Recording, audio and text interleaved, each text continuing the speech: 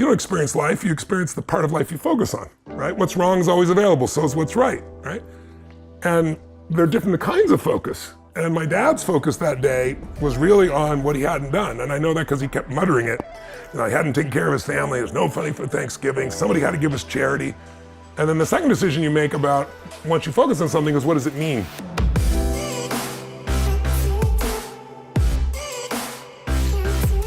Hey everyone, welcome back to On Purpose, the #1 health podcast in the world. Thanks to each and every single one of you that come back every week to listen, learn, and grow. Now today's guest is someone that I've wanted to sit down with ever since I was a very young boy. And it's extremely special to me to have this opportunity. I grew up in a home where I was surrounded by his books, his cassettes, his CDs. My father would be diving into them, playing them in the car, wherever he possibly could. And I was surrounded by this man's wisdom. And it had an impact on me, both internally, externally, and in so many ways. And today I've had the great fortune of sitting with him for this podcast and this interview.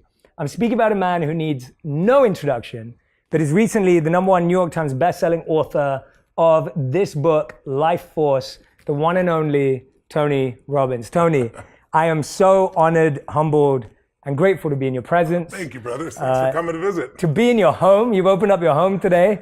This is the first time we brought On Purpose out into the wild. I'm honored. For a guest to be with you, but we're in your beautiful home that you've graciously, and Sage was just an amazing host and welcomed me so beautifully. And I want everyone to know also that I came here expecting that we were going to do a podcast.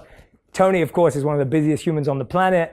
We just sat down and we spent nearly an hour together just connecting and talking because of his kindness and generosity. And I want people to know that. The work you're doing, I wanted to hear more about it. So it's gorgeous what you're doing here. So thanks for having me on. Oh, well, thank you. Thank you so much. So this conversation is a long time coming from the work that you've been doing. The journey of this book doesn't start when you started writing this book. Yeah. The journey of this book for you became something that you got focused on a long, long time ago. Yeah, true. And I wanted to focus on one point to give people this context. You know, you're seen as someone who's superhuman. You're able to do incredible things on stage, off stage. You have a phenomenal physical, mental, psychological presence. You have a beautiful spiritual presence. But at the same time, you talk about in this book being 31 years old and finding out about this brain tumor. Yes. I want to hear about what that feels like when you think you're doing everything right for your health. Yeah. And it hasn't been a point of concern. And all of a sudden, you get this news. How does that feel? Well, it was scary, obviously. Actually, it started a little sooner than that. When I was really young, I grew up really rapidly. I've worked 20-hour days, and I was also blessed. And I got to work with some very important people, and I got great results, and they told other people. So by the time I was 19, just almost 20, I had become quite successful in external terms, at least, in the world. And some part of me was, you know, the mechanism in the back of our head, that 2 million-year-old brain, right? The fight or flight mechanism. I didn't know how to manage that so well. And part of my brain was like, well, maybe you have all this happening so quick because you're going to die young. And I literally became obsessed with not just getting hit by a truck or something. It was cancer. I was going to wilt away. And I don't know where it came from. And I knew better intellectually, but it was there. And then the first time it entered my life was before 31. It entered my life through someone else, my girlfriend. And she came home crying uncontrollably. And Jay, I mean, she was like, what is it? What is it? My mom. And then my mom has cancer. And then even worse, they gave her 9 weeks to live. They just sent her home. And I think if it would have been me, I think my fear would have overcome me. But you know, most people will do more for people they love, whether it be their kids or their family or someone else, than they'll ever do for themselves. And so it's like I kicked into gear. That's what I do. It's like, okay, if there's a problem, there's a solution. I said, look, there's thousands of people that had stage 4 cancer and that are alive today. We're going to find out what they do. We're going to do the same thing. She's not going to die. And then I just read every book I could on cancer. And I came across this one book called One Answer to Cancer. It's not the book I recommend today because there's so many better ones today, but it was written by this dentist who had pancreatic cancer, which is the most vicious cancer of all. He was given 6 weeks to live, and this is 12 years later, and he's alive. And so he laid out what he did to cleanse his body, and it sounded radical in those days, pancreatic enzymes. So I went to this woman, her name was Jenny. She was in her 40s. And I said, Jenny, you know I know you don't want to die. I said, but just going home and do nothing, why don't you read this book? This guy was in worse shape than you, and see if you wanted to apply this. And she read it, and she got inspired. And I gave her As a Man Thinketh to kind of work on her head a little bit. Anyway, long story short, within about 3 weeks, she had a tumor that was protruding in her shoulder and then went in her feminine organs.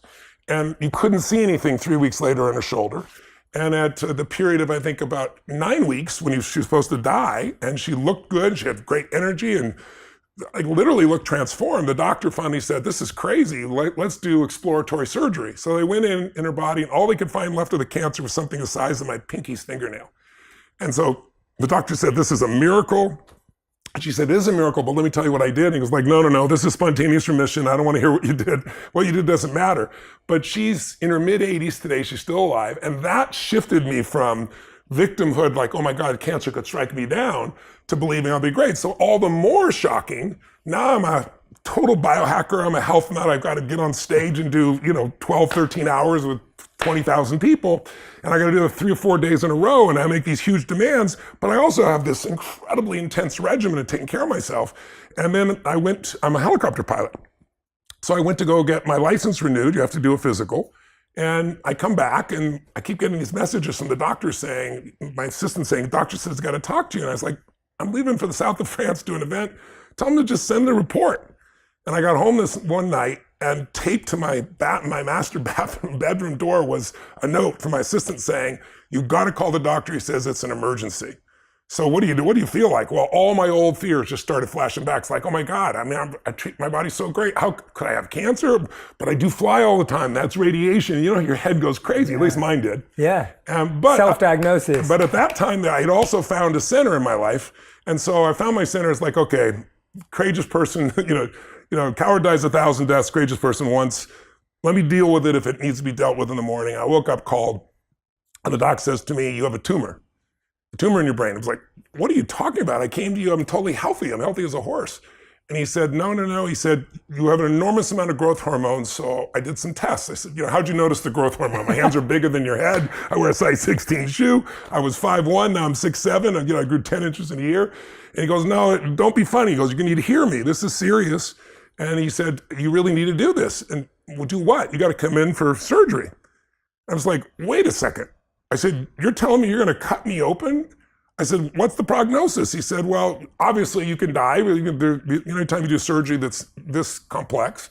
But he said, it's your pituitary gland. And he said, you're probably not going to have the same kind of energy anymore because it'll change your biochemistry. And I was like, well, I think I should get a second opinion. Who would you recommend? And he did not have a good bedside manner, and I didn't have a good bedside manner either. I was a young punk kid who was like, well, how do you tell me I'm going to have to have the surgery? So I kind of blew it off since he was such a jerk about it. It's like, I'll take care of it when I get home. And I flew to the south of France, and I did this seminar. But then, the mind starts going like, what if he's right? What if it's this? So I went and did the scan, and I saw the look on the guy's face when I came out from the MRI. And sure enough, I had a tumor there. It was interesting though, Jay, it was a big tumor. That's why I grew 10 inches in a year. But it infarct, which means it swallowed a portion of itself up. It's still there. And he said, we still need to do the surgery. So I said, okay, he's a surgeon. Let me go to somebody who's more biochemically driven. So I went to this man in Boston, a neurobiologist, and he was really completely different. He was super warm. And he said, look, he goes, I would never do the surgery. It's way too risky. There's a place in Switzerland you can go to, and you can take an injection once every 6 months, and you'll never have to worry about it, because what they worry about is I have gigantism, it's called. It makes your arteries get really big, and then you have a heart attack. And I said, well, doc, you just said my arteries are perfect. And this happened 12 years ago. I said, why would I do anything? He goes, well, we just want to be certain. I said, well, what if I'm not certain the drug's not going to have side effects, Yeah. He goes, well, it will really make you tired all the time. I was like, tired all the time? I said, that's the opposite of my whole life. I said, energy is the source of everything for me. And he's like, oh, you're afraid. You're like Samson. You're afraid I'm going to cut your hair. And I said, you're damn right I am, But he was so cool. I said, but the surgeon wants to cut me. He goes, yeah, the baker wants to bake. He's the butcher wants to butcher. The surgeon wants to cut, and I want to drug you. He was really cool. And I said, what if I did nothing? He goes, but I measured it. Like, I'm not stupid. I go measure it once a year or something. He goes, well, you could do that. And thank God I did, Jay, because 6 months later, the FDA, I was having to go to Switzerland because it wasn't available in the US, and the FDA never allowed it in because they found it created cancer. So I missed a bullet. I went to 5 other docs, so 7 in total. And the last doc told me what I wanted to hear, which was, Tony, you have a huge amount of growth hormone, But he goes, you literally do, I burn 11,300 calories in one day on stage, to give you an idea. I mean, this group followed me for 3 years that followed Olympic athletes and Tom Brady and people like that. And so they've measured everything in my body. And he goes, you're doing 2.5 marathons basically in calorie burn in a day, and you're doing 4 days in a row like that. He goes, your ability to recover is insane. He said, in 2 or 3 days, you've recovered. He goes, that's coming from that growth hormone, I believe. And he said, so I know bodybuilders that are spending $1,200, a month to have what you're getting for free. So that was when I was 31. I'm 62. I've never had a problem since. I've measured it. But it really changed my outlook. And the first one made my outlook look like there is an answer. And the second one, my outlook was there's a price for certainty. And you got to be very careful what price you pay to be certain. You got to find that certainty within yourself, which I know is a lot of what you teach and I do as well, Jay. Yeah, thank you for walking us through that, and especially going back a bit further as well. I think what I find fascinating about that, Tony, and a lot of the work you do, is why do we as humans often wait to see, not even see pain? You saw pain in someone else and you try to help solve it, and that got you working. But why is it that we often wait to experience pain before we decide to change a part of our lives, make a different choice, to create a shift? Why is it that we wait so often for stress and pressure? I had that question was burning in me because, I was traveling around, had the privilege of this stage of life, traveling around the earth and working with people from every walk of life, right? 100 plus countries I've worked in. And I'd see the same problems, even though you be in different cultures. Like, go to an Asian culture, it's not about the individual, it's about the group, right? But I'd still see the same problems. And then I got obsessed with it. Like, okay, what's the common human experience? Because I'm seeing the same problems, even though it's a different culture, even though it's different beliefs. Right? And I began to realize that there are certain human needs. And there were 6 that I identified that I've used ever since, and it's helped me understand. And so one of those needs is certainty. And it's the base human need. Certainty that you can avoid pain and that you can be comfortable is the most basic need. It's a survival need, because if you have continuous pain, that's continuous damage. Continuous damage equals death, right? But what happens for people is most people, that first basic need is where they live. They don't grow. Another need, the second need, is uncertainty. Because ironically, if you're certain all the time, you're bored out of your mind. If you're completely uncertain, you're kind of freaked out. And a balance is not it. It's the ability to use both, enter both worlds. And then there's the need for significance, which is a big part of our culture today, thanks to social media. That need to feel special, unique, important, right? It can be a very positive emotion or need. It can be very negative depending upon how it's used, how it's directed. And then there's the need for connection and love, which everybody has. And those 4 needs, everybody finds a way to meet. Even if you have to lie to yourself, work 20-hour days, you're going to find certainty somehow. You're going to find variety. You're going to find some form of significance. Some people do it by tearing other people down. Some people do it by working harder. It's different. You're going to find some level of at least connection, if not love. But the final 2 are what make people feel alive, which is growing. Everything in the universe grows or dies. And contributing. Everything in the universe contributes or it's eventually eliminated by evolution. So those are the spiritual needs, growth and contribution, where you get beyond yourself. And I think that the majority of us don't take moves because of fear, and fear is just uncertainty. It's that base need. And when I go around and I describe this in more detail, and I work with a big audience, 15, 20,000 people, and I'll say, have them do a set of exercises and have them figure out what triggers them to be certain or uncertain, what triggers them to have variety and so forth. So they understand that like everything I do is to meet these needs. But then I get them to say, what are your top 2? Not what you think they should be, not what you want them to be, what are they? And 90% of the people in our culture are certainty and significance or significance and certainty, even though they really want love. So they have this route, like if I can be successful enough, then I'll be worthy of it. Or if I can just control it enough and know it's that way, but you can't control love, right? And so most people they're trying to meet their needs in a kind of a backwards way. And I think that fear, that uncertainty is what keeps most people from growing until they get enough pain. And then that pushes them through a threshold where their needs aren't being met, they gotta change. And unfortunately, most people wait till they have enough pain. Now, that's not my preference. Sure, it's not yours, but I'm sure you've had experiences as much as I've had where you did have to be pushed that far to get there, right? Yeah, by the way, I'm so glad I asked you that question because that's the best answer I've ever heard to it. It's brilliant. Very simple. It's simple, but it's profound as well, because usually we would say, oh yeah, the reason why we wait till we don't have to change is because we're comfortable and we're okay with it. But really, it's because you're saying these needs keep us trapped almost. In fact, if you're wanting to change but not changing, it's because some of your needs are met by what you're doing and some of them aren't. That's why you're in that push-pull, but you don't usually do enough until you're pushed over the edge. Like smoking a cigarette, what does it give people? Comfort. Because Just take a breath of cigarette, you take a nice, slow, deep breath in and take it out. It calms the nervous system, right? It's something that they're comfortable with. It's variety. If they're all stressed out and then they start to breathe differently, it's variety in the body. For some people, they did originally for significance. I'm cool, I'm smoking. Right? Today, it's not really that cool to most people, but for some generations, some places it is.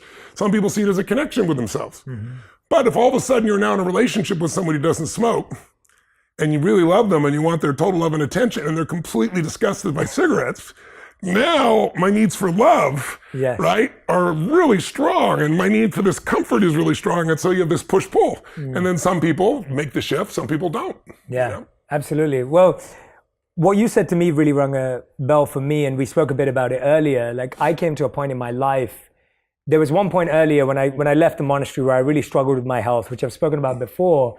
But even more recently, and it's interesting, you were 31, I'm 34 now, and it was probably around a similar time, 30, maybe around 30 years old, where I realized that I had two choices. I either had to slow down or I had to up my focus on my health. Right. And that's why I'm so excited about this book for the world to read. Yeah. Because you're giving us opportunities and access to thought and ideas and practices and medicine that can help us up our game of our health. Yeah, massively. Because often what we do is we choose to slow down. We choose to just go, okay, well, I'm just going to do less. Yeah. And you and I think we both connect on the fact that actually giving and service and contribution and making an impact are such big needs that I was just like, I don't want to stop though. Like, just as you said with the energy point, I don't want to not be able to do as much and give more. Yeah. So how do I change my health?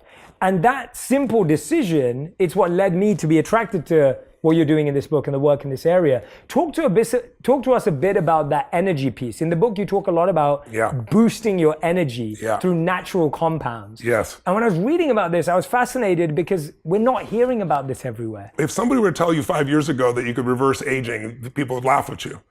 But today, there are billions and billions of dollars being spent by the richest people in the world, mostly in Silicon Valley, and some of the greatest scientists in the world. And there have been breakthroughs in the last 5 years that are amazing. So there's a man named Dr. Sinclair, David Sinclair from Harvard. He's probably the #1 longevity expert in the world, and I write about him in the book. And one thing is he's 53 chronologically, but he's 33 biochemically. I've applied what he's taught me for 6 months now, since I met him, 7 months, maybe 8 months now. And I'm 62, but I'm 51. And my goal is to get it down to 41 or 42 if I possibly can. But you go, how's that possible? Well, there are ways of reversing, everybody knows their body's made of stem cells, I'm sure by now. And there's ways of reversing the process of a stem cell, literally from skin back to pluripotent, where it can become anything. The man who did that was Dr. Yamanaka, won the Nobel Prize for it. David Sinclair took his work, applied it to reversing the aging, and he started with mice. And he took these mice that had glaucoma, so they burned out the nerves in the eyes, and those don't regrow. And he's the first time, he'll probably win a Nobel Prize from this, he reversed the aging process and grew back their eyes so they have sight again, to give you an idea. They're using gene therapy. There's a young man that I interviewed in the book there who was on America's Got Talent, who was blind, who now can see by this gene therapies. These are the types of things that just sound like magic. The book is filled with things where I interviewed 150 of the smartest scientists, Nobel laureates, regenerative doctors and scientists, to show you what's happening right now that you might think would happen 20 or 30 years from now. It sounds like magic, or within 36 months. That's what it's all really based on. But here's what I want your audience to understand around energy. So everybody's heard of the genome or their DNA, right? You can think of the genome as being like the piano keys, but the music is played by a player, which is the epigenome. Epi means above. And the epigenome is affected by your diet, your exercise, how much exposure to radiation, etc. Well, most people have heard that. But the epigenome really is governed by 7 master genes. They're called sirtuins. Now, your audience doesn't have to remember all these names, but just stay with me. Just think there's 7 master genes that do 3 or 4 things that are critical. First, they turn on and off the different genes in your body. That's the epigenome.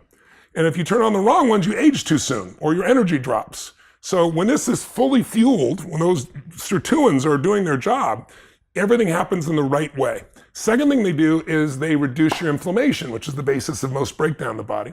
Third thing they do, which is critical, is they help your mitochondria, which is the energy force inside every cell in your body, convert food into energy, into ATP. It's pretty important. And then they have a separate task that is they clean up your DNA.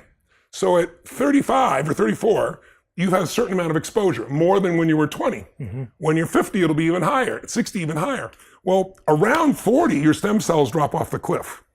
Around 50, the sirtuins, the fuel of the sirtuins drops off the cliff. And that's called NAD, which I'm sure some of your people have heard about. You may have even spoken about. And you can do NAD as an IV. It doesn't absorb a lot, though. NAD, though, has a precursor called NMN, like never, mother, never. I'm sure you've heard of it. And so I've known about that. And so, but I didn't understand that if you don't have enough NAD and NMN, then the body has to decide between, do I help the body turn on epigenome? Do I help it reduce inflammation? Because there's only so much. Do I really help it create enough energy in the cell, or do I clean up the DNA? So imagine you have a mansion and you have a young staff and your house looks perfect all the time because they're young and bright and they're on top of things, break down, no one notices, they clean it up. But as they get older and slower, and then there's less resources, NAD, now the mansion starts to break down. That's aging. So what Dr. Sinclair did is figure out how to supplement that NMN. And you can go buy NMN on like you look on Amazon even, and there's probably a list of a dozen or so brands that do it. So we tested 6 of them just for price points as of $39 a month to $129 a month. And there was no NMN in any of them. And I asked the lab guy, I said, are these people just thieves? He goes, well, most of it comes from China, so I can't say for sure. He said, but what I can tell you is what's more likely is NMN breaks down in less than 30 days. So by the time it comes from China, gets to your door, there's nothing in it. So they built a more stable NMN, which we have and use, but there's something coming I want your audience to know about. That'll shut up. I've talked about this a long time. No, this is amazing. This is fascinating, yeah. So there's a company called Microbiotech and Eden Rock, this merger of these two companies. They saw the power of NMN, and they said, if you could find an M&M that was stable, and was even more absorbable, it would transform people. So for example, in a mouse, they give NMN to mice and they live 30% longer. So not all mice studies transfer to humans. They take an old mouse, like a 70-year-old person would be like a 20-month-old mouse, okay? So that's an old mouse. And they put them on a treadmill, and the most they can run without collapsing is about 1/4 kilometer. A young dynamic mouse, like a 21-year-old, can run 4 times that, a full kilometer. Wow. 14 days on NMN, and the old mouse, the 70-year-old mouse, will run 2 to 3 kilometers, 200 to 300% more. So again, I read about this, and I was like, well, will that really transfer to humans? Yeah. So this has been the breakthrough. It only happened a few months ago, right before I published the book. The Special Forces in Boston for 2 years has been doing a private study that's been top secret about using this new form of NMN. It's called MIB 626. And it'll be available in 18 to 24 months. Wow. But it got out because the commander, they just finished the 2-year study. First year was safety, second year was efficacy. And the commander was debriefing his team and didn't realize there was a newspaper person in the room. So part of it got out. It was in the Daily Mail a couple weeks ago also. And they only know a part of it. And I can't tell you the things. I'm an investor in the company. I can't tell you what's not public, but I'll tell you what's public. What the commander said was, here's what I can tell you, gentlemen. What happens with mice happens with the most powerful men and women in the world, meaning the most conditioned men in the world saw massive increases in endurance, just from taking this M&N, massive increase in muscle strength without any more stimulation, and most importantly, increased cognitive ability, which when you're a soldier, what's going to get you to stay alive when you're exhausted or beat up or injured or complete the mission is going to be your brain. So they're now doing studies on COVID with it. They're doing studies with groups of 40 to 60-year-olds that are just unconditioned, and they're seeing the same result. So in 18 to 24 months, the FDA will have, this will not be a nutraceutical. This will be something, go to your doctor, and imagine you get something that is natural, but you put it in your body, and now all 4 of those things I told you about are going full tilt. Now you're turning on and off the right genes. Now inflammation's coming down. You got more energy at a cellular level, and your DNA is being cleaned up. So that's less than 2 years away from us right now. That's incredible. So you first approached it through behavior change. Now you're changing the actual product that we take in. Yeah, do both. Yeah, do both. And that's amazing. Yes. And do you think though that, and putting together both those approaches that you've invested in from a point of view of your whole career and what you're working on now, how much is that change of behavior still going to be required? Because my worry is, as you know, is people say, okay, I'm going to take this pill and it's going to drop my inflammation, but then I'm going to eat things that create more inflammation. Like, how does behavior change go hand in hand with that? I found that when people have more energy, I don't know what your experience is, that their behaviors change. Yes. When you're low energy, kind of lethargic, even the way you think, I mean, look at what COVID's done by just having people coked up and not moving very much, right? I've had a chance to use this product. There's products available right now of NMN. I've been using those, and they're very powerful. But this one is even more visceral. I mean, you feel like you're ready to buzz around. I cannot wait. It's like, it blows my mind what it does, right? So I think when people feel like that, my experience is they tend to develop different patterns. It's just like if you've ever gone on a cleanse, even for a short time, your palate changes. And all of a sudden you don't like the things that you once liked. So my hope is for people there, but I don't just rely on that, as you know, because I teach people all the other ways to shift their life.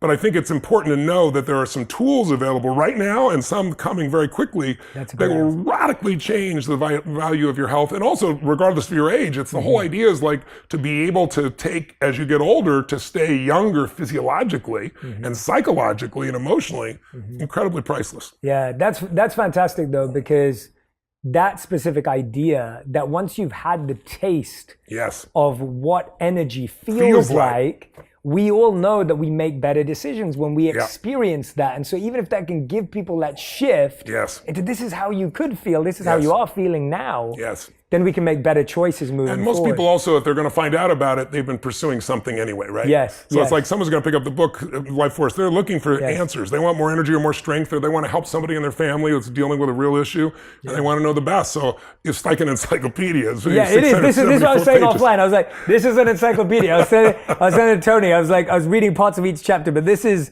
truly an encyclopedia. By the way, the cartoons make it unencyclopedic, but these are brilliant. They're hilarious, and they truly crack you up. So one of the things I wanted to dive into with Tony was that same thing that I experienced, and I want to hear it from your perspective. You've been biohacking for a long time. What are a few things that you've shifted in your behavior that have created more energy? That shifts that actually helped you expand your energy, right? Like you said, you're serving more people right now. But even when you are traveling, you're moving around the world, you're coaching sports teams, you're coaching individuals, you have groups. How have you been able to expand your energy year over year? What are some of the simple tweaks that people could do today while they wait for this amazing product? Well, there's products now, they have them now. But for me, it's, I was a vegan for about 10 years. And then I ate fish and salad basically for about 12 years. So dietarily, I've always tried to make sure that what I had was as clean as possible to start with. Then I train like a crazy person. I do oxygen restriction training type of thing so that my capacity is strong. But I'm also trying to train so I can literally do 2.5 marathons on a day, and then another day, another day, another day. For me, the most important thing I think has been for me is, believe it or not, has been a combination of hot and cold temperatures that I use. Like I start every single morning in the freezing water, and I do it for 2 reasons. One is it moves every bit of blood in your body and all your lymph in your system, but also kind of train my brain to say, when I say go, we go. It's like, there's never a day I look forward to going in the water. And I have, 56 degree water here, but in my home in Sun Valley, I go literally through the snow and get in the river, which is, like 39, 40 degrees in the wintertime. But you feel so incredible when you come out, but also it's just training your brain saying, I say go, we go. It's not like, oh, I'm not ready yet, or let me wait 5 minutes. And that becomes a discipline in your mind for everything else in your life, which is huge. And then, believe it or not, saunas, I just in the last year, I've started using saunas. They see a huge change. I've always known about saunas. I use them, every now and then. But there's so much research on it now, and I have it in the book that'll blow your mind. Like 4 days a week in the sauna for just 20 minutes at 160 degrees plus, whether it's a laser type sauna, red sauna going in, or a traditional one, will absolutely change your health in more ways than you can imagine. Like people that don't really work out, I can get them to do this now. And they can just go sit in the sauna. But what happens, it reduces your chance of a heart attack by over 51%. I read that, yeah, wow. It reduces your chance of a stroke by 62%. Your overall health is reduced. And then here's the thing I've noticed that happens to people I get doing this. They wouldn't work out. Now they do the sauna and they put some music on, or they put a movie in the background or something. And the great thing is, after doing it for about a month, sweating and everything else, now they want to work out. Now they want to do something else. So I look for the things, the quick little hacks that can make it happen. In my life, I also use cryotherapy. And cryotherapy takes your body down to minus 250, Fahrenheit. Takes out I used to ice myself because after an event, I've been, running up and down the stadium walls and everything else. Every ounce of me, 14 hours on stage, 12 hours on stage is gone. And I go ice like I did in football. 20 minutes on, 20 minutes off, it's painful, but I had to do it.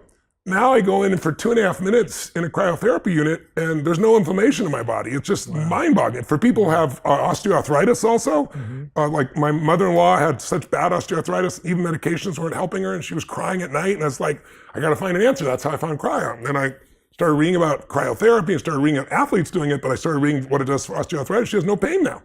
Right? So they're just tools, and you don't have to own one of these things. I'm fortunate enough to have one here, but you can go, there's local places all over the United States, all over the world now, where you can just go in 5 or 10 minutes, and it's amazing. People just need to try it out. So there's lots of different tools. There's exercises you can do that I love called OsteoStrong. I invest in this company. It's a 10-minute workout.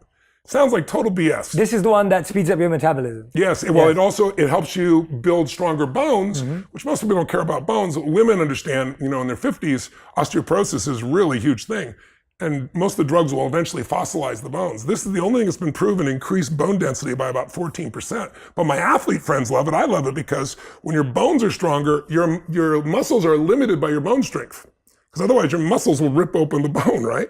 So this is a 10-minute exercise. You do 4 different exercises, and you go to a local place. You don't have to own the equipment. And literally you're done in that time. And you see the transformation. First time I did this, I remember I worked with this woman. She was about 63 years old. And I went to Gold's Gym with her because he didn't have these machines then. There was a way of doing it with weights. It was a little bit spooky if you screwed up because the weight was so heavy. And there was this guy who was like, 25, 26 years old, ponytail, and sweating like crazy doing the leg press.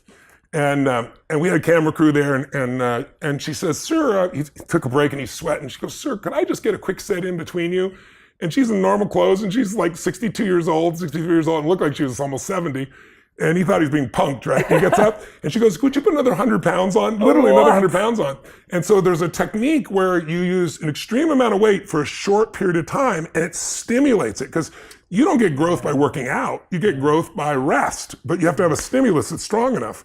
And I started doing, I bench press in those days like 240 pounds, and then all of a sudden I bench press 525. I did 1,600 pounds on the leg press, and the guy from Gold's Gym came over having a film, and he's like, you're doing this with your mind. I was like, no, anybody can do this. But now they have these machines, so you don't have to worry about the weight being too heavy or dropping on you. So there are these little tools that can make you stronger, make you faster.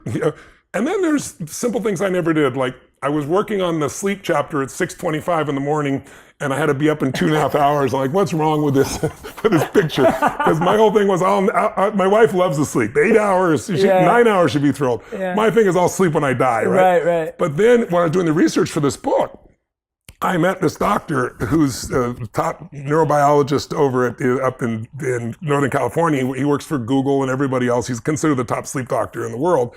And he says, Tony, I think I can convince you. And I said, good luck. Give me your best shot. And he said, well, I did a study. We got a study with 1.6 billion people on sleep. And I go, you couldn't have possibly coordinated that. And he goes, I didn't have to. It's all the countries, 70 countries that have daylight savings times. Wow. And he said, here's what you got. His name's Dr. Walker. He says, Tony, all you got to do is look at the real numbers. Let me show you the numbers. And he showed me that for 3 days after we spring forward, you lose 1 hour. In every country in the world, on average, heart attacks increase 24%. Wow. And when we fall back and you get 1 extra hour, all around the world in 70 countries, on average, 21% decrease in heart attacks. Wow. And then he does the same stats on accidents and everything else. And then he showed me stats that show, a man that slept 4.5, 5 hours a night, like I was doing, usually had testosterone levels, somebody 10 years older than they were. That got my attention. So it's a combination of sleep. It's a combination of the right diet. It's a combination of the right stimulus of exercise. It's really doing those fundamentals that make a difference for you. And then it's doing these cool things like stem cells that completely changed my life. Yeah. What do you think, having said that, what do you think is the greatest human skill? Not habit, but mindset and skill. That's a great question. I don't know if I got what the greatest, there's so many. It depends on what you want out of your life, right? Yeah. But I think the ability to manage your own mind and emotions is probably one of the single most important. And maybe the second is the ability to influence others, because that's what makes you a leader. And hopefully you're doing that for a higher good, because there are all kinds of leaders, as you know. But I don't think most people are very good at emotional fitness. Most people are just not as happy as they could be. I did one book, Money Master the Game. It was kind of like this. Yes. Only, and what I did in that case is I interviewed, 50 of the smartest financial people in the world, Ray Dalio, Carl Icahn, Warren Buffett. And out of 50 of them, and again, it's in my judgment, I could be completely wrong. And I spent a lot of time with them. some have become really good friends. There's probably 4 or 5 that are really happy people. You go, oh, well, money makes people unhappy. Money, it has nothing to do with money. Money makes you more of what you are. It just magnifies. If you're mean, you have more to be mean with. If you're kind, you have more to give, But I think that most people are just, they haven't learned to manage what's going inside. It doesn't matter how much abundance they have, they're still unhappy. We've all seen people great comedians that have killed themselves. Anthony Bourdain, beautiful man, traveled the world, killed himself, fashion designers that have done it. We've all seen all these different people, Kate Spade. And it's like, what? They had everything, except they didn't master what's going on here and here. And this is why you lived your life the way you have as well. So I think that skill set is the most important one. That's why even in the book, my last 2 chapters, I think are the most important, because it's really about the power of the mind. Because everybody knows about placebos, right?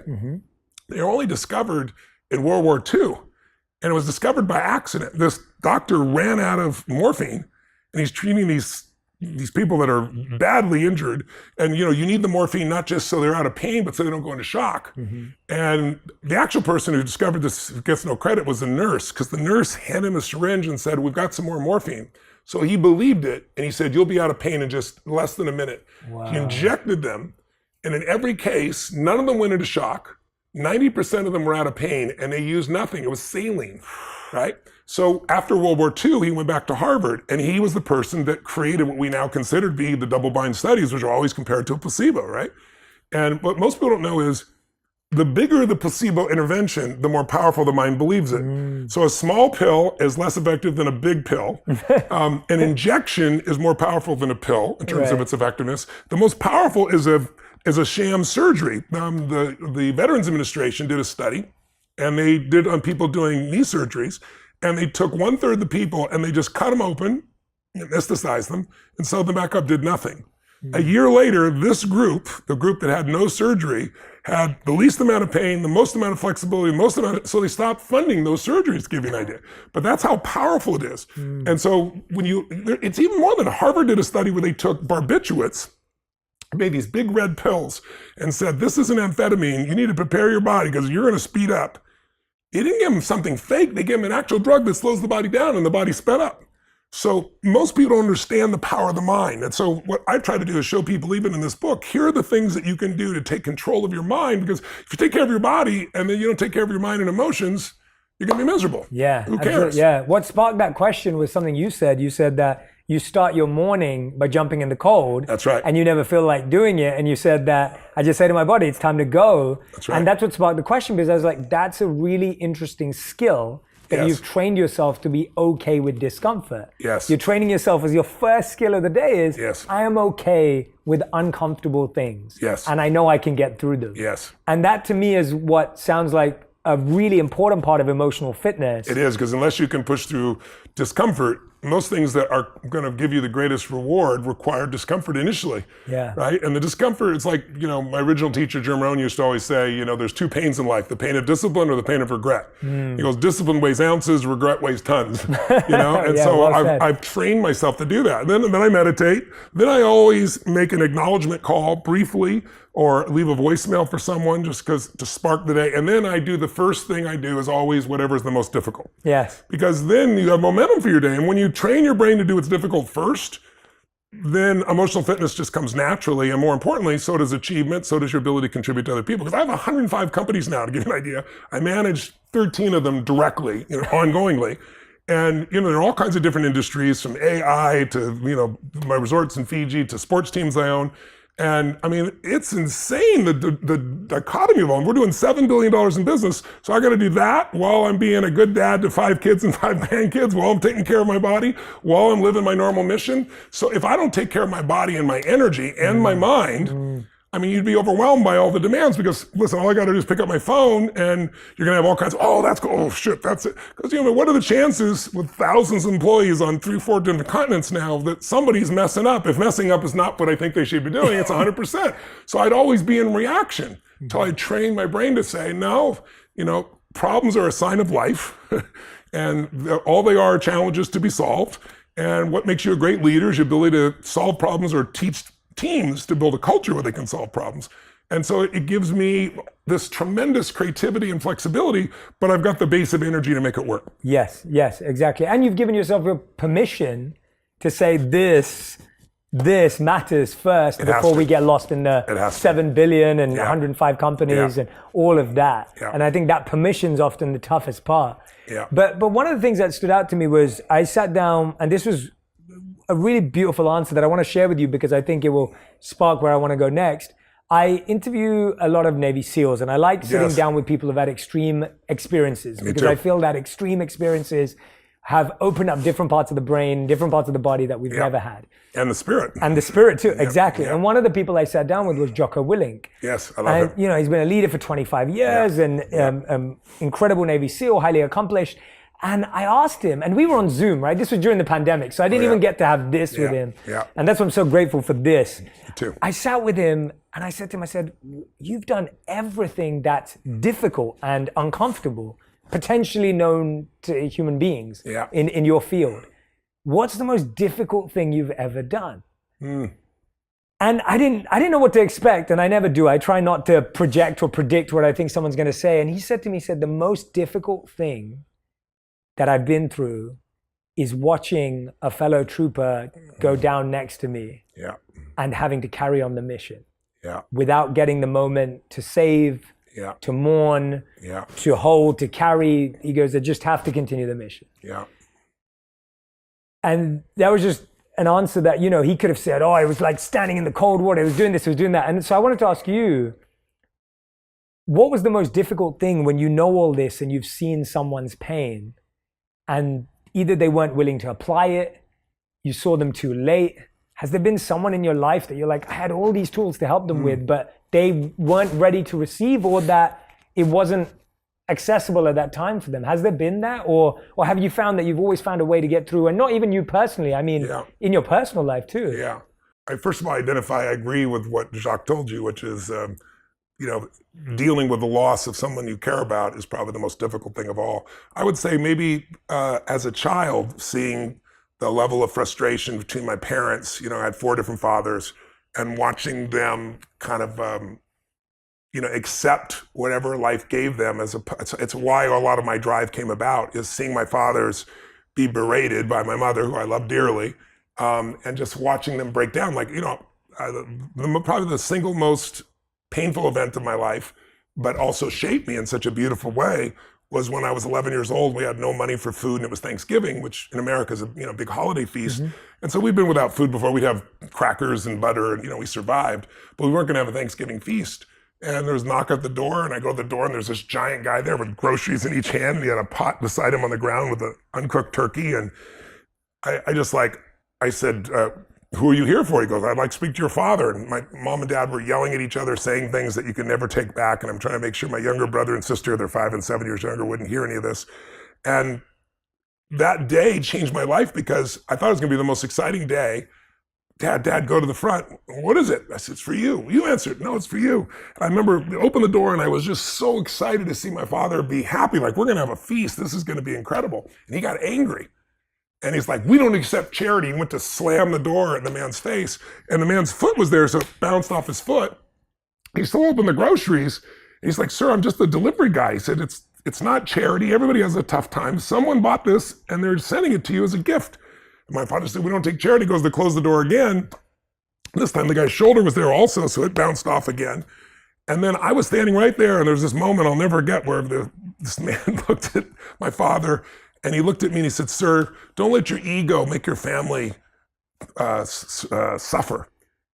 And the veins on my dad's face, on the side of his neck, I'll never forget, they bulged, like his face turned red. I thought I was gonna punch him in the face. And then there's this moment, my dad's shoulders dropped. He took the groceries, slammed the door, didn't say thank you, and stormed off. And I was remember thinking, like, how come he's not happy? You talk about pain. It's like, I love my father so much. And there's basically 3 decisions that I think everybody makes in their life, that whether they're aware of it or not, moment to moment. I figured this out afterwards, because I was so obsessed with what's wrong, because he eventually left our family. And that was the most painful thing I ever had. So it's like feeling like I failed, I blame myself, like, why couldn't I get through to my father? I was 11 years old.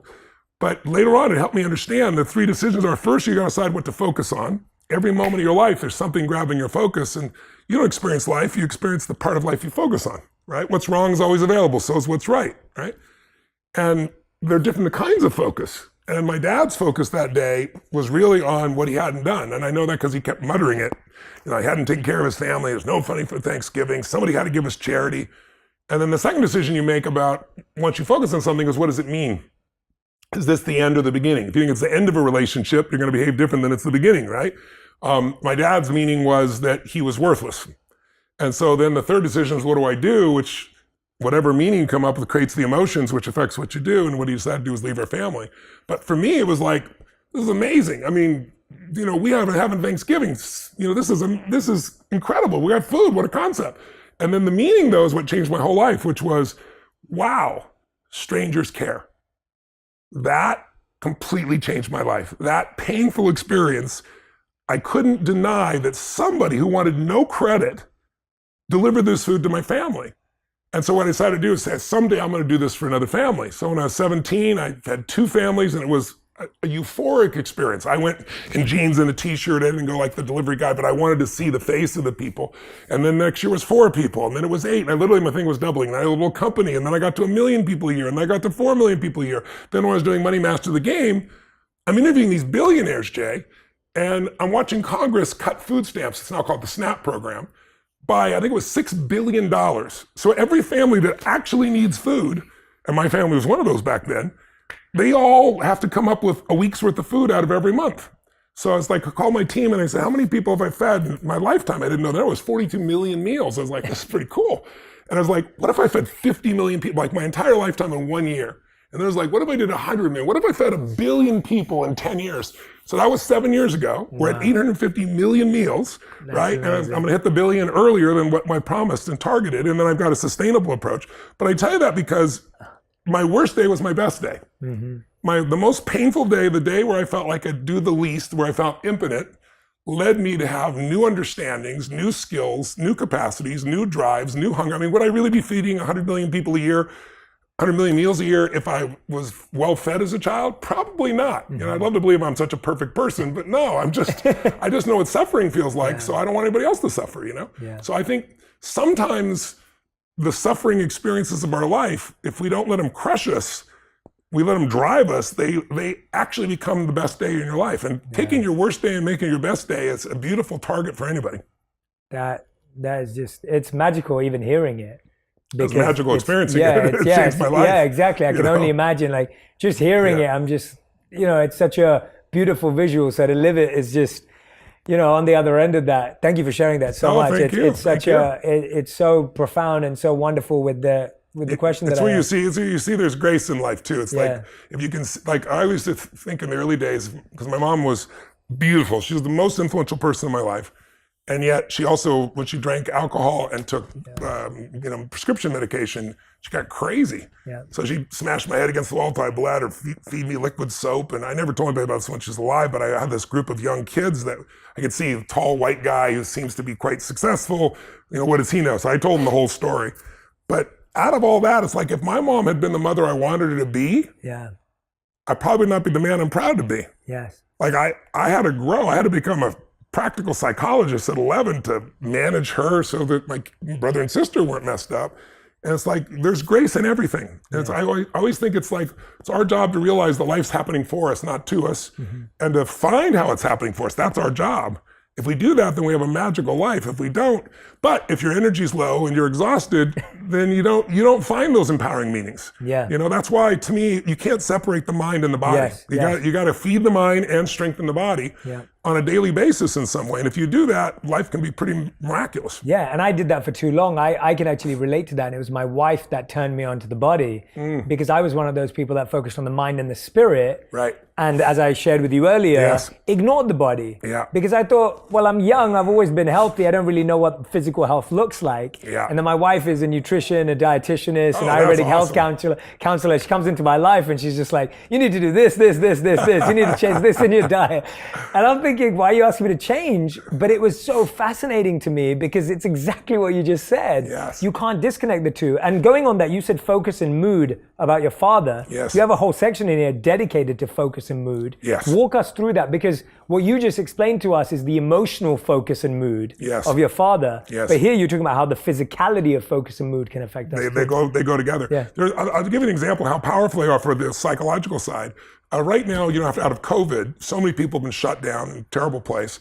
And, I'm sure you've seen that drug overdoses are the largest they've ever been in history. It was over 100,000 people last year.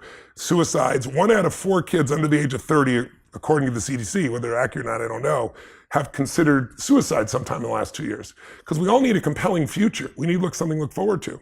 So Stanford came to me, and their genetics lab has been doing research on depression. And what they found was that by doing meta-studies, is only 40% of the people who go in for therapy, who they get drugs and therapy together usually, only 40% make any improvement. 60% don't improve at all. That's not a lot more than what you can get on some placebos. Mm-hmm. And so they approached me and said, a couple of people went through one of your programs. One was clinically depressed, they're not anymore, but we don't have any science on this. Would you be willing to let us do a science test? And I said, sure. So they came out to the State with Destiny seminar I do, which helps people to change their values and belief structures. I don't tell them what they need to be, but they figure out what it needs to be. And it changes the way you perceive life, the way you experience life, how you feel, what you do. It's a rewiring of your model of the world, basically, in 6 days.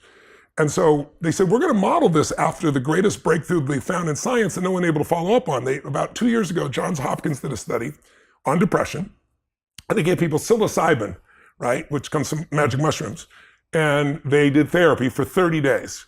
And at the end of it, 53% of the people were depression-free 30 days later. Never happened. Like when we say 40% are helped, the average amount of help is 50% less depressed, right? That's what the average is. Some people completely turn around, some people don't. In this one, 53% of the people. So it's 4 times the result of any drug that ever been done. But unfortunately, psilocybin's not legal, so they're still working on that. And they said, we're going to copy that exact study. And we're going to have a group that they compared to, which didn't go to the seminar. The comparison group is going to do gratitude journaling and so forth, because positive psychology talks about that. And they said that's probably what this seminar does, is just positive thinking. Well, the cool thing was when they came out, the results were so amazing at Stanford that they went and had 2 new additional double-blind people do the research because it just seemed so ridiculous. At the end of the first week, 63% of people had no depression symptoms. At the end of 6 weeks, it can increase through time. 100% of the people had no depression symptoms. 19% of the people had suicidal ideation. 0 had suicidal ideation. It blows away any study. It just came out. It's coming out next week in the Psychiatric Journal, which is Journal of American Medical Association, Psychiatric Journal are the 2 top journals in the field. They can't even believe it. So they're going to do more. And the actual scientific article says this is more powerful than any drug therapy or any forms of normal therapy combined. And what are we doing? We're getting people to change basically those 3 questions to some extent, because your values control what you focus on. If you're security driven and you're here down in my basement right now, you're like, where's the exit, right? You came down a slide, like, how do I get out of here, right? If you're adventure driven, you don't care. You don't even know where it is. So your focus is controlled by your values and your belief systems, right? The meaning of things is controlled by your belief systems. So those 3 decision-making things, what I'm going to focus on, what does it mean, what I'm going to do, shift. And one good example of this, Jay, is, and maybe your audience can relate to this, is if we just took 3 patterns. So let's say focus, most people have a focus either on what they have or what's missing. Mm-hmm. We all do both. Mm-hmm. But what do you think most people focus on more often? What they have or what's missing? What's missing. That's right. Now, even achievers do that. Mm-hmm. Like, it's not like somebody who's not successful. It's one of the reasons you see these achievers that no matter what they do, it's never enough. Because think about it, if you're always focusing what's missing from your life, how can you sustain happiness? Mm-hmm. It's software that will not allow that. Mm-hmm. You'll feel happy for a little moment and then you'll notice it's missing again. What do you think more often people focus on? What they can control or can't control? What they can't control. Yeah. In my seminars, it's can control. That's why they go. I want to learn how to take control of my body or my finances or my business, whatever it is. So it's the opposite. But the average person, it's what they can't control. And with COVID, there's so much you can't control around you that people really sunk in that. Well, how's someone going to feel? Just everyone think about it. If you're constantly focused on what's missing from your life and what you can't control. And then I'll add one more. Do you focus more on the past, the present, or the future? We all do all 3, but we tend to have one we focus more on. Mm-hmm. Where do you think more people focus? Past. That's right. Mm-hmm. And achievers focus on the future, and happy people on the present. So if you're going to be an achiever, the ideal is the present, so you experience it, anticipating the future, so you can shape your life, right? Yeah. But the past you can't change. So I ask people in seminars, you got stadium 15, 20,000 people, and they'll say, how many of you know somebody that takes antidepressants and they're still depressed. And 80% of the room raised their hand saying they know somebody. Wow. Well, how come? Because all antidepressants do is numb you so that you're less intense, but they don't deal with the source of the problem, which is you're constantly seeing what's missing. And it doesn't matter whether you're successful or not. That's why there are these people that have been wealthy and take their own life. They see what's missing. They focus on all the things they can't control. There's plenty we can't control, but there's plenty we can influence and plenty we can't control. And just a couple of changes like that completely change someone's life. And so those changes in the beliefs and values change what they look moment to moment, change their experience of life. They're no longer depressed. Yeah, the biggest thing that I learned from that, apart from all the incredible stuff you said, is I didn't think about security once when we came down the slide. So that's either because I trust you a lot, and I'm with you. If it was someone else telling me to get down the slide, I don't know if I would have done it. But now I'm like going, oh, wait a minute, we're underwater. Now I'm starting to have all the thoughts. That's right. That's incredible. Those questions are fascinating to me. And you were saying that the people that come to your seminars are people that are the opposite. And I think the same of the people that listen to this podcast. Sure. They're choosing to listen to this podcast because they want to take charge over just watching a show or binge watching another series. They're here trying to take charge of that. That's right. What kind of assurance can you give them that that mindset is one that they should keep watering? Because I feel that often, and you've probably heard this in your seminars time and time again, people are like, Tony, I'm trying, I read the book, I'm trying to put it into practice, but I still keep failing or I still keep struggling. Someone who's already on, but feels that failure, that rejection, that pushback, what can keep them going? I think it's understanding there's no replacement for persistence, as simplistic as that is. It's like, disappointment either destroys you or drives you, and you have to decide which one it's going to be. If you don't consciously decide, there's always going to be more BS for you to deal with. And I think, but that's why I think, when I do my events, the reason I do the 12 hours a day, it's not because I like talking. It's just that I can tell you something all day long, or I can get you to build the muscle. Yes. And the build of muscle is by experiencing. And I always tell people a belief's a poor substitute for an experience. Like I could have a belief about you, but now I experience you. So I get to know who you are, right? The same thing's true as like you have a belief about China, you have a belief about working out. So I try to give people experiences that are so profound. And then, the studies they did, they found people 12 months later, 11 months later, we're still in the middle of COVID. They did my digital seminar, and they measured my body, like the amount of times I jump 1,000 times in a day, and I weigh 282 pounds, and I come down 4 times the body weight, so it's 1,000 pounds times 1,000 pounds of pressure. My lactic acid, if you've ever been with a friend and you're running and you can't talk, the point you can't talk is a level 4 of lactic acid. I'm at an 18 and still speaking. So they decided to do that on my audience. And they found an interesting pattern. This is the same group that works with some of the, Super Bowl champions and some of the Stanley Cup champions and so forth. There's a ratio in the body of testosterone versus cortisol, the stress hormone. And when the ratio is balanced, they call it the championship bloodline or bloodstream. It literally gets you to follow through. So when they did my audience in my live seminar, they found that people literally mirror me all the way through the experience. That's phenomenal. Biochemically. That is phenomenal. But then we did it, because all of a sudden, overnight they said to me, we're going to San Francisco, and the governor of California says, you can only have 10 people, and we have 15,000. So I was like, we'll go to Vegas. They'll never shut down Vegas. They shut down Vegas. I was like, okay, we'll do 1,500 movie theaters with 10 people in them. They shut down the movie theaters. Like, okay, we'll go to a church in Houston. I got a buddy, I'll rent his church for 15,000 people. They're not going to keep Costco open and shut down the church. They kept Costco open and shut down the church. So I finally said, okay, I'm not going to do some crappy little webinar. So I get this vision. I'm going to build this facility with 20-foot high LED screens, 50 feet wide, all around me. I'm going to call Eric Yon at Zoom. I'm going to get them from 1,000 up to 25,000 people so I can interact with people live in real time. I'm going to build an app so they can shake it. And the more people do it, the louder it gets, so it's real. So I built this whole thing. So now we're doing bigger events than ever in our entire history. But they did the same measurements on them in different parts of the world and saw the exact same mirroring process. Wow. And the average person, even digitally, just to clarify that, 71% of the people, they had 71% drop in negative emotions, 53% improvement in positive emotions, and 11 months later, in the middle of COVID, it held, because it's a biochemical change. So when people say, "Oh, I'm trying," I write books because it's an easy entry point to people. There's so much you can learn from a book, but there's nothing like the experience. That's why I do the events. And like this last 2 years, because of COVID, I did 2 6-day free events. We had 800,000 people attend for 6 days, just 4 weeks ago, because I just wanted people to have answers where they are.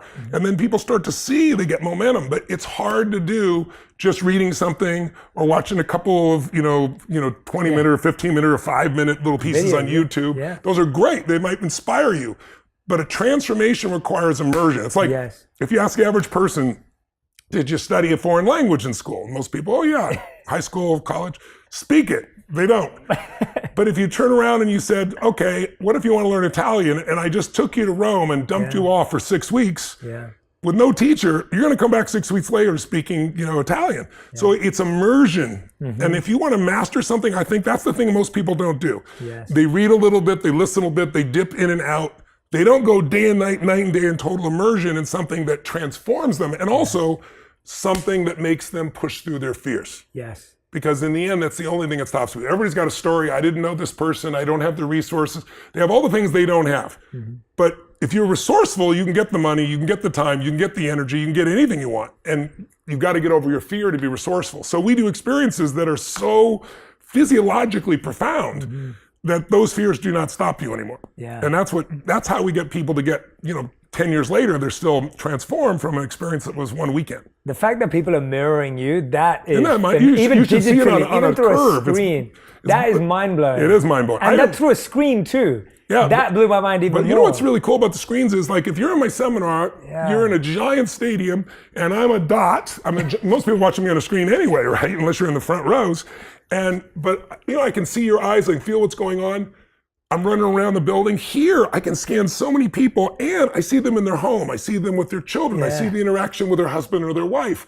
I see what they're eating. And I'm with them 12, 13 hours a day for 3 or 4 days. And we start here, for example, at 10 a.m., and we're in 195 countries. So we got one for 25,000 people, March 17th to the 20th here.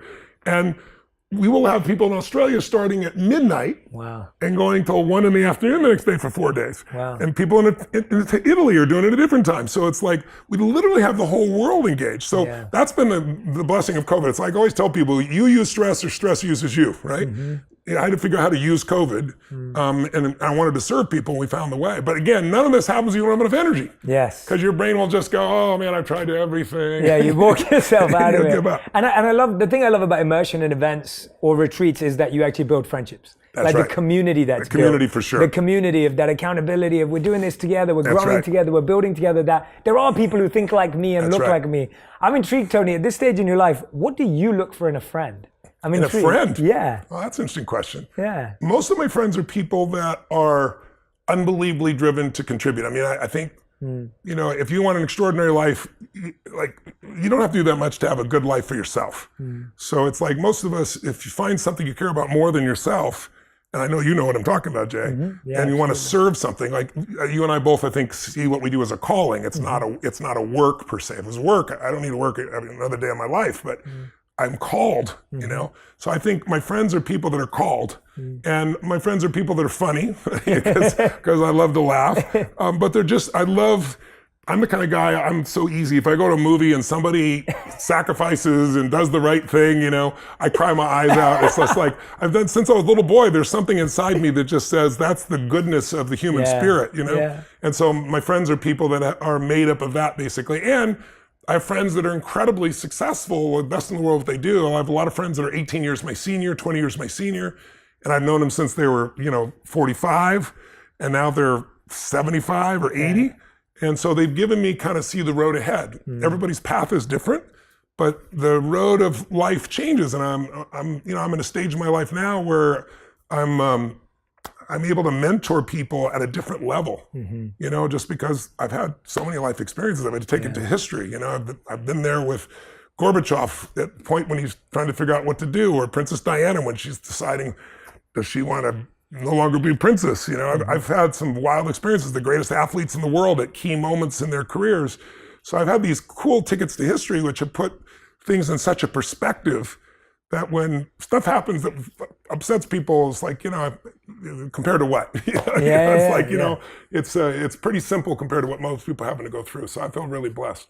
But I hope people, in the book, one of the things I hope people pick up that, young people don't think about very much is testing. I was never a person that wanted, kind of like you with your wife, right? I'm going to do this thing. And then in order to perform, I learned every biohack. But like, I don't want to get in the system and get measured. But today, there's some amazing tests. So like I used to be afraid of cancer.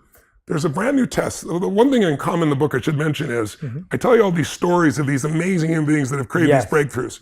And what they all have in common, these huge breakthroughs, some of which took 20 or 30 years and are just now available, they all lost somebody. They lost a wife or a husband or a child or a close patient, and it drove them not to accept the standard of care and find a new solution. And so one of those is this test called GRAIL. It's a simple blood test anybody can do now. It just came out 8 months ago. And it allows you to test your body for any cancer in your body. And so why is that important? Well, because the National Cancer Institute did a study and they found that if you get diagnosed at stage 3 or 4, you have an 80% chance of dying. I prefer I have a 20% chance of living and figuring that out. But their point is well made. It's hard to turn around. If you get it at stage 1 or 2, you have an 80 to 99.9% chance of living. So with cancer, it's going to affect most people in their lifetime. To be able to do a quick blood test and or an MRI for those pieces and know exactly what's going in your body is amazing. We had a gentleman that came to one of our centers, and he had already had his physical, and his wife said, I want you to have the very best. And he's like, I've already done. He had a really negative attitude about it, which we understood.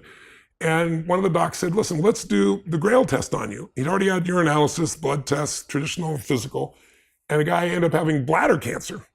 Wow. But it was really early stage. You caught it early, right. So it was a 20-minute outpatient procedure. He has no cancer. If he wouldn't have caught it, you got a real problem. Another one is, it's called a CCTA scan. It's brand new. It's one of my doctor friends, one of my partners in one of my businesses called me up and he says, Tony, and he's like Mr. Understated. He built 12 hospitals and then he sold them because he wants to be in prevention and regeneration. And he says, Tony, there's been one of the greatest breakthroughs in cardiology that I've seen in the last 10 years. You got to come check it out. What is it? He goes, when a doctor does a CT scan, usually you don't get that unless you've got a problem. There's a lot, it's hard to read those scans. They're very gray. If you're very skilled, you'll still miss it. But there's this new scan now that uses AI, and it literally opens every artery in your body, because what they're looking for is soft plaques. Soft plaques can break off, and it's called the widowmaker. Give you a heart attack or a stroke. And it happens to people now 35, 40 years old. It's happening younger and younger because of the lifestyles that we've taken on. But what's interesting is hardened calcium, which is what they see when they do just a traditional steam, is healed. So I heard about it, said I'm going to go do the scan, and I took my father-in-law with me because he's 80 years old, and people around you when you get older start saying you should organize your affairs, and I could just see his energy drop. He's a great guy. Anyway, I took him, did the scan.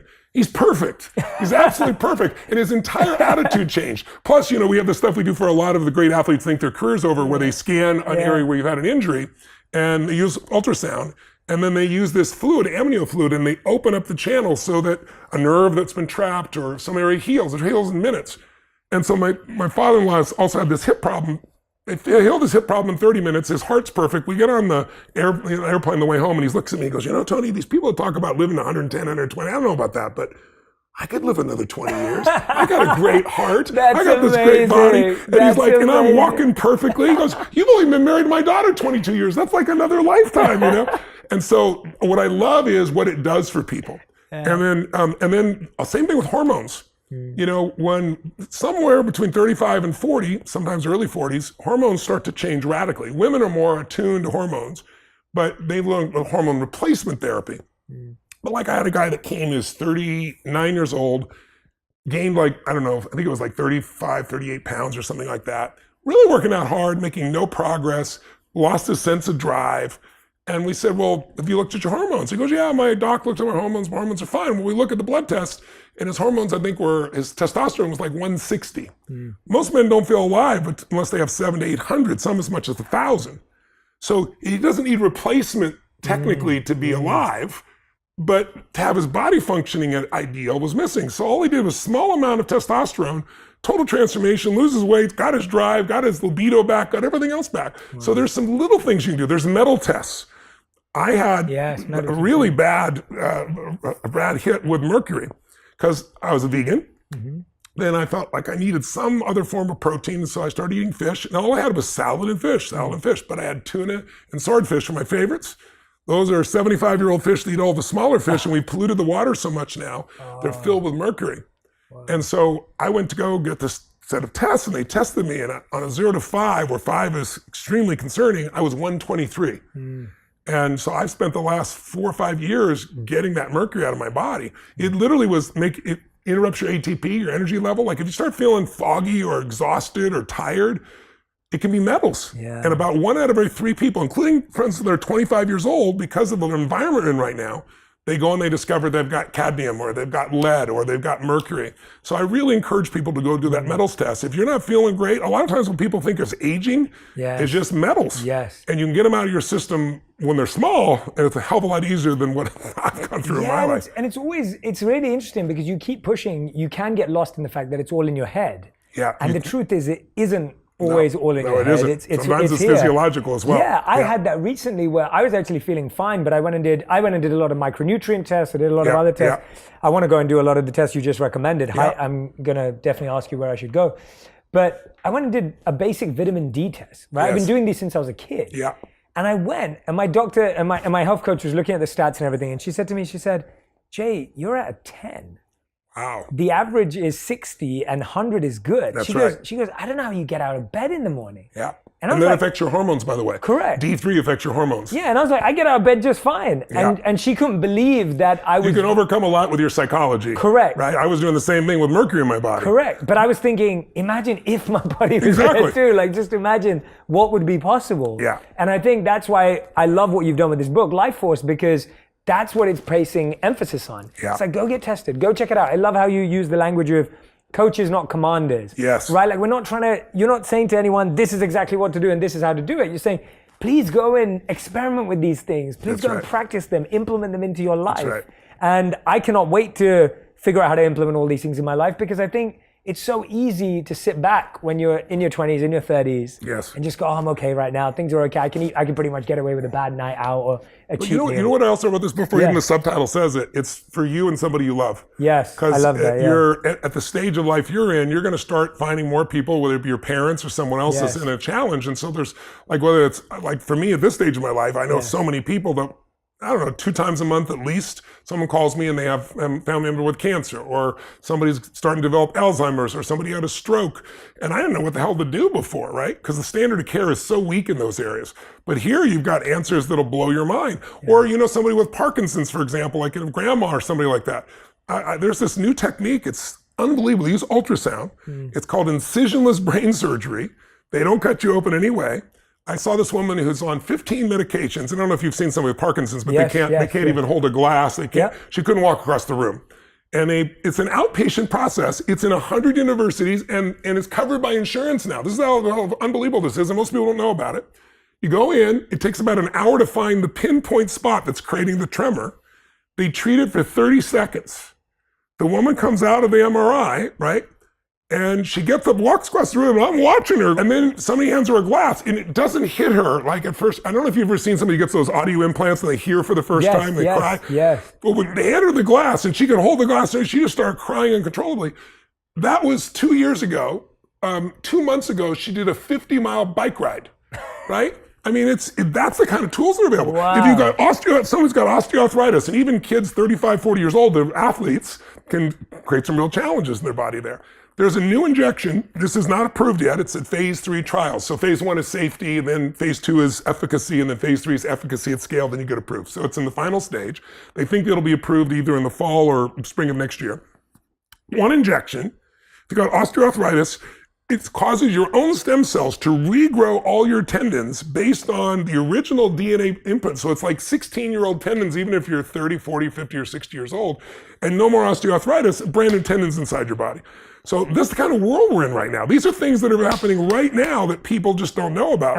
And why don't we know about them? And why is it that you have to go and dig all? Because it seems like what you've done is you've mined. You and the team have gone and mined and gone to the very best to bring this to the fore. Like all my billionaire friends, they all know this because they all want the cutting edge, right? So all I did is kind of took what I did with Money Master the Game. That's how I got introduced to some of this. And then and also it was my own needs. I tore my rotator cuffs so severely. I was following a 22-year-old professional snowboarder down a hill, and I'm not a professional snowboarder. I could not make those moves. And literally when I woke up, I was unconscious. I thought I broke my neck. I ripped my rotator cuffs. So what do? I go to 4 different doctors. They all say surgery, surgery. Well, what's the prognosis? Well, you may not lift your arm above your shoulder again. It could tear again. How long to repair? How long did rehab? 4 to 6 months. I'm going to be on stage doing this with one arm over here. So I work with a lot of the greatest of all time athletes, and Cristiano Ronaldo was supposed to be out for 3 months. He did stem cells. It took him 2.5 weeks. Wow. So I was like, what about stem? No, they don't work. They don't work. And then I was like, I had the final doc literally look me in the face. And he was a fan of my work. I didn't know going there. And he's like, oh my God, you're the Tony Robbins. And he goes on and on. You saved my marriage. You made me all this money. Da, da, da. And he goes, thanks for hearing that, but now I got to be your doctor. And he puts my spine up and he goes, life as you know it is over. Literally what he said to me. And I said, well, you clearly didn't go to my communication seminar. and he's like, this is not funny. Don't make a joke. This is real. And he goes, you have severe spinal stenosis. I'm in pain for 14 years. And he goes, one good hit and you're quadriplegic. No more jumping, no more running, no more life. And like, if you're hit in the stomach and you're ready for it, I wasn't ready for it. I gotta be honest. So there's 2 hours of my feeling like my life was over, and then I got my head back. And then I was like, okay, I'm gonna check out stem cells. And I met Bob Harari, one of the top guys in the world. He told me where to go. In the United States, the ones I needed, for your elbow, your knee, your own stem cells might work. But if you're doing a shoulder and a back or something, you need something more powerful. And he said, you need 4-day-old stem cells. I said, I don't want something that comes from baby. He goes, no. He goes, when babies are born, the cord is filled with this and the placenta is filled with these. And so I went and did 4 days of treatment, just an hour a day of an IV and a shot. First day I felt, sleepy. Second day I had a cytokine response. I wasn't scared. I knew what it was, kind of shaking, freezing for 20 minutes. But then I woke up the next morning and not only was my shoulder perfect, you can MRI my shoulder, you wouldn't even believe it. No downtime, no surgery. But my spinal stenosis is gone. I got no pain in my spine. And I've had that for 14 years. Wow. So it's like, that's why I wrote this book. I became obsessed. Then the Pope invited me to come speak. The Pope puts on the biggest regenerative conference every 2 years. Mm-hmm. And they wanted me to be the cleanup speaker. I'm like, I'll do that, but I want to go through all 4 days. Yeah. And then I met all these people that were sent home to die with cancer, who've been turned around, stage 4 cancer, because some of the techniques in this book. I met Jack Nicklaus, the greatest golfer of all time. He couldn't stand for more than 10 minutes. The pain was so bad. And now was supposed to have a spinal fusion, which he did not do, thank God.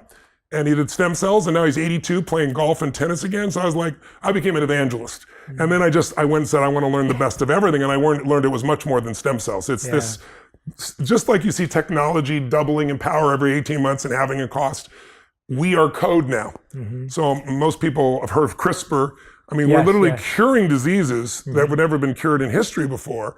And we're at the beginning of that growth curve. So it's only up from here, and the opportunities are extraordinary. But you can think of yourself, but you can also think of people you love who might need your help, and now you'll have answers. Definitely. I'm so grateful to you, Peter and Robert, for putting this book together, because like I said, I just dived into it and into each chapter, and it's just so comprehensive. It's so dense. It's got every study and research that you need to convince you that it's out there. Yeah. And I love what you just added to what I was saying, that we need to go use it for the people we love. If it's not for us, let's go use it for them. And then one day, because you helped everybody else, they'll be there for you. You know how to do it. Exactly. Tony, you have been so generous with your time. Thank you. I've enjoyed it with you very much, Jay. So generous with your energy. Thank you. And of course, in doing all the work in putting this book together, you can tell that I'm writing my second book right now. And I can tell that when you see a book that is this well-researched and this deeply done, you know that a lot of work has gone into that. So I want to recommend, we're going to put this in the link, in the caption, in the comment section, everywhere, the link to this book. I know that it's already been an incredible international best-selling book all over the world. So if you haven't already got it, I highly recommend you go and get it. Get it for a friend too. Get it for a family member. Get it to give it to someone as well, if you know that they need this right now. And of course, get it for yourself. And we're donating, I'm donating 100% of the profits from this book, as I've done in all 3 of my books, last 3 books, to Feeding America. So we're feeding 20 million meals there. And so besides helping yourself, you're helping other people. And then the balance is going for Alzheimer's, cancer, and heart disease research from 3 of the best researchers in the world. So hopefully the book not only changes your life, but it'll also help other people too. Yeah, that's phenomenal. So you're contributing as well as 100% reading. of it, which is absolutely beautiful. Yeah. No, I'm saying the audience gets to contribute through you simply by even buying the book. So even buying the book is contributing. That's true. Tony, we end every On Purpose interview with the final 5. These are 5 questions that are aimed at usually one word to one sentence answers. Okay. But See with if I'm you, capable of that. Yeah, with you, I don't even want to do it with you. I'm like, I don't want to do that with you. I want to break the rules. I'm like, why am I going to restrict your greatness to that? Anyway, so here we go. These are your final 5. We can totally go off piste. I do not care. Go for it. I don't care at all. All right. Question number 1 is, what is the best advice you've ever received? I think for me, my original teacher was Jim Rohn. I met him when I was 17. And I wanted to know why all my fathers were broke, because they were good men. You know, I loved all 4 of my fathers. And I remember him saying, Tony, we're all equal as souls, but we're not equal in the marketplace. I was like, what does that mean? And he said, well, think about it. He goes, you need to become more valuable if you want to have economic freedom. He said, you have to work on yourself more than anything else, and you have to work on it in a way where there's something you can do for others better than anyone else, or at least more, at a better quality. And he gave me an example of like working at McDonald's, and he said, you know, if you work at McDonald's, you know, you make whatever it was in those days, $5 an hour, whatever it was. And he said, you know, I go, yeah, but that seems so unfair. And he goes, yeah, and teachers, I gave the example of teachers, and there's these billionaires, you know, that make $1 billion in a year, hedge fund guy, you know. And he said, Tony, the guy you just mentioned, he provided a 40% return last year, and that went to nonprofits, everything else. He said, that means those organizations double their money almost every 2 years. He is adding massive value, hundreds of $1 billion, so they made $1 billion. He goes, this person is doing a job that anyone can learn in 20 minutes or half a day. So it's a beginning job. He said, you got to think of it as one thing. It's all about adding value. How can you do more for others than anybody else in the world? And that stuck with me. I mean, I was just like, I decided I wanted to do more for others than anybody in the world. In order to do that, I had to have certain skills, and I went after those skills, and I still do. Like, it's a never ending thing. If you think you're a master, you're full of it, right? Yeah. So I think that's probably some of the best advice I've received, at least on life and business and direction, and it affected my mission.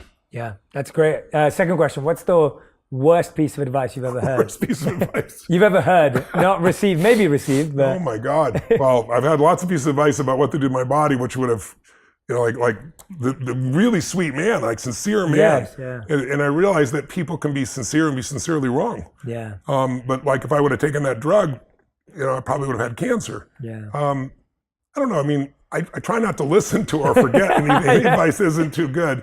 I think anybody who advises you to give up is that's probably the worst advice of all, because anything that you persist in long enough, you can find the answer to, I believe. Yeah, and based on that also, the first piece of advice you get on your health is not always the right piece of advice. I'm glad you mentioned this. Yeah. The Mayo Clinic did a study in 2017. They took 286 patients with various diagnoses, and they took the first diagnosis, and then they had a second doctor do a diagnosis. Only 12% of the time did they match. That means 88% of the time, the first diagnosis and the second were different. As a result, the Mayo Clinic says you should always get a second opinion, and they believe getting a second, even a third one, refines the diagnosis and makes it better, because everyone's working through their perceptions. It's not, we think of medicine as like black and white, you know, it's right or it's wrong. And it's a lot of art in medicine. And people don't realize that. And that's why the standard of care doesn't always get the result they want. That's why these breakthrough doctors, beyond the standard of care, they were attacked, some of them in the beginning. Like there's a man named Dr. June in there who created these CAR T cells. And I think it's Nature just did a publication 10 years later.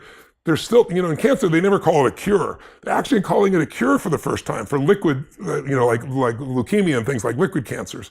And it's like, it's amazing. So you've got to understand that there's more than one opinion, and you don't give up too easily with just one. Yeah, and that applies to life too. In so many ways, like you said. I always say it's like if it's about your health, if it's about your relationship, if it's about raising your children, if it's about your spiritual development, those are areas where people should be your coach, not your commander. Yes. Get lots of input and you decide, because they could be sincere and be sincerely wrong. If you're wrong, at least you learn from your own experience. Absolutely. Question number 3. What's something you think the majority of people value but you don't value?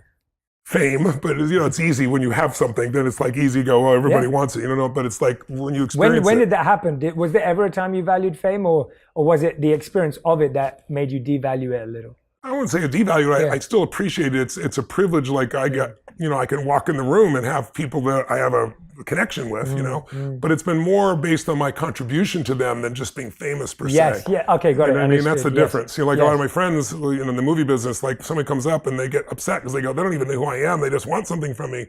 And mine is, it's a privilege if somebody can be lit up by your presence. To me, it's a privilege. Yeah, So, but absolutely. I think I was never pursuing fame. Yes, yes. I certainly wanted financial freedom because I grew up without it for my family, but I was never looking to be wealthy.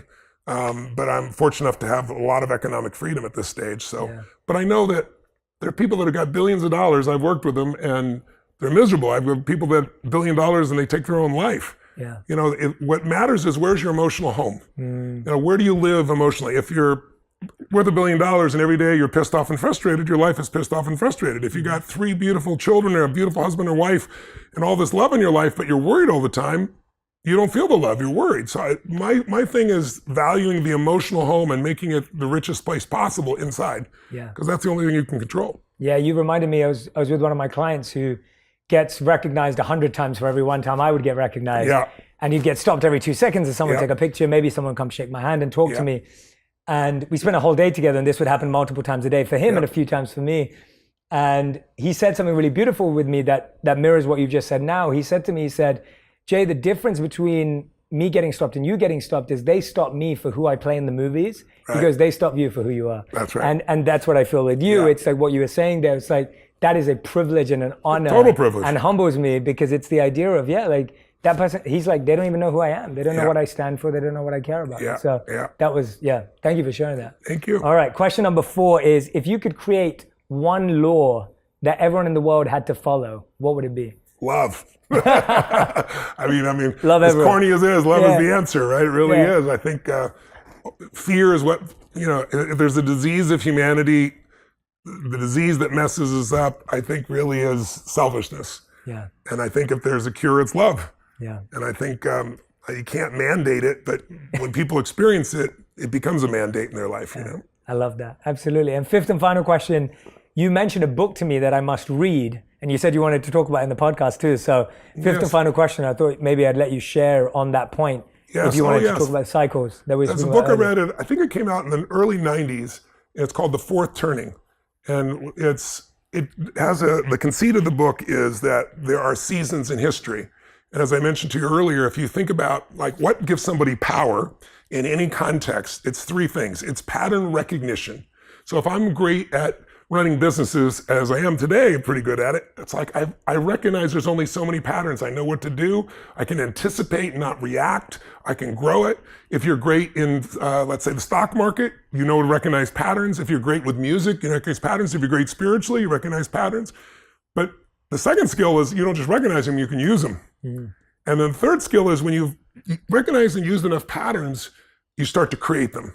And that's a different dimension of what's going on. So in this book, you really start to see that humanity changed when we recognized the pattern of the seasons. As soon as we understood seasons, we didn't have to be wandering through the desert anymore, searching for things. We could stay, we could grow crops, because we found out if you plant in the winter, it doesn't matter how hard you work, nothing happens. But when you know the right time to plant, when you know how to do the right thing at the right time, then all of a sudden humanity grew into communities and cities and states and everything else. Well, we have also seasons of our life. So, in some of the traditional, let's say, Indian philosophies, I'm sure you know, we can look at these 4 stages, but we can look at it and say, the first 20 years of your life, roughly, you're primarily learning and taking things in. Some of us had to work at 5 years old and so forth, but overall, that's how it is. From 20 to 40, that's springtime. Summer, you're figuring out who you are. Okay, they told me all this crap, nobody test it. Do I really believe that? Does it really work? I now have real relationships. I think I'm invincible. Maybe I'm not. If I discover 20 to 40 is this massive growth period in your life. And if you grow during that time, 40 to 60 is really a reaping time, right? It's like the fall and the autumn and things come together and things go great. And then from 60 to 80 and maybe 80 on, if you have an extended winter, that's the winter time where now you get to be kind of an elder. So everyone is going to hit winter if they live long enough, meaning some people experience winter in that 0 to 20 stage, some people 20 to 40. When you experience it shapes your life a lot. So in America, the generation we call the greatest generation is the generation of World War II.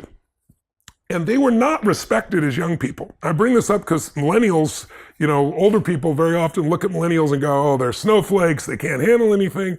And some are. In every generation, there are people like that. But the generation that was born, let's say in 1910, that generation, if you think about it, they came of age going to that 20-year-old range. What happened in those 20 years? Well, World War I ended and America was one of the winners. And then there was the roaring 20s and new technology and cars and parties and all this abundance. It was everywhere. So they grew up thinking that's what their life was going to be like. And at 19 years old, born in 1910, it was 1929. And the whole world, around the world, people jumping out of buildings, the Dust Bowl in the middle of the place, jobs lost. I mean, it was intense. And they were called flappers. They were not respected. They were just partiers. They didn't give a damn about anything. They had no responsibility. And suddenly life hit them and they grew. They had to. And they went through 10 years of that depression only to make it to 29 years old when it's now 1939 and World War II breaks out. And you and I weren't alive then, but anybody alive then will tell you Hitler was winning. Countries were dropping. In your country, in London, it was being bombed. I mean, it did not look like we were going to win. It was dark, right? And they made it through that, went over, fought the war and won. So they had this stage of their life from 20 to 40, which was a horrendous experience. But it made them so strong, and they came back heroes, and they started the next springtime, because that was winter, right? So the next springtime was the late 40s after World War II through the 1950s, early 60s until Kennedy was shot. That kind of 18, 20-year period was a period of great prosperity and growth, and everything's easy. And then you have a summer, which is always internal conflict. And you can see this in 1,000 years of Roman history. Every 80 to 100 years, you see the same patterns. And then after that, you have another fall where finances flow, stock markets rise, everything glows again. This happens over and over and over again through history. So when you see it, it gives you perspective. And so we're in winter right now. We've been in winter since about 2008, and we're not done. We probably got another 6, if history shows, if it's repetitive, it's not exact. Yeah. There's probably another 7 or 8 years of this. And what happens in winter is the external world the last winter was World War II. And the external world is reformed. Different countries relate in a different way. A new reserve currency happened. The United States became the dominant force. Now you're dealing with China. We're seeing the challenges happening in Russia and the Ukraine.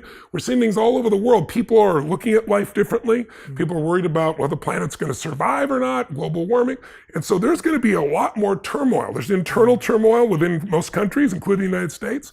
But what I try to tell people, and hopefully helps them, is winter does not last forever. Yeah. No pandemic has lasted forever. No war has lasted forever. And what's next is springtime. If you were God, wouldn't you work it out that way? After the vicious night, you have this beautiful day. After the tough winter, there's this nice springtime. So the goal right now is to get strong in winter, not to fold. If you can be strong in this season, in your business, in your life, then when springtime comes, it's a piece of cake. And if you do well in business during this time, if you look at the Fortune 1000, 65% of them were born in a winter, in a depression or a recession. Wow. Whether it's Exxon or it's Disney in depressions, or whether it's Pizza Hut or Federal Express that was done in a recession, or Apple or Microsoft in a recession. So if you do well then, you tend to do well through time. Yeah. And so this is a time, not to say, oh, it's winter, I'm going to freeze to death. It's like, no, it's a time to learn, grow, expand, spend time with your family, snowboard, take advantage of the season, and don't think the season is forever. Yeah. And if you read a book like this, it's a book that, like, some of the greatest leaders I know have all read this book. They also wrote a book called Generations. It's about 550 pages of Anglo-American history. And it shows how each generation affects it. So what you start seeing is, there's patterns here. There's patterns in history. This isn't forever. How do I use what's in front of me instead of freaking out and saying, oh my God, the whole world's coming to an end? Because it looks like that when the dark night of the winter happens, or the dark night of the soul. Yeah. Tony, thank you so much. Thank you. Everyone, Tony Robbins, Life Force, the book's available right now. We're going to put the link in the captions, the comments, everywhere. I highly recommend that you go and grab this book.